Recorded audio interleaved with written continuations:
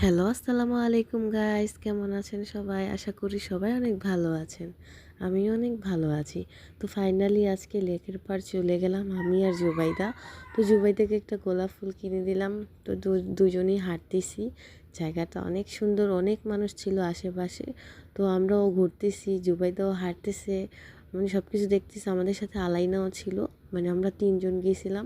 তো এই যে আমরা ফুল নিয়ে অনেক রং করতেছিলাম, ছবি উঠাইতেছিলাম, আশেপাশে অনেক মানুষ। তো যাই হোক, একটা ফুল গাছ চোখে পড়লো, এত সুন্দর, মানে হলুদ কালার ফুল হয়ে রয়েছে পুরা গাছটা, মানে পুরো গাছটাই ফুলে ভরা।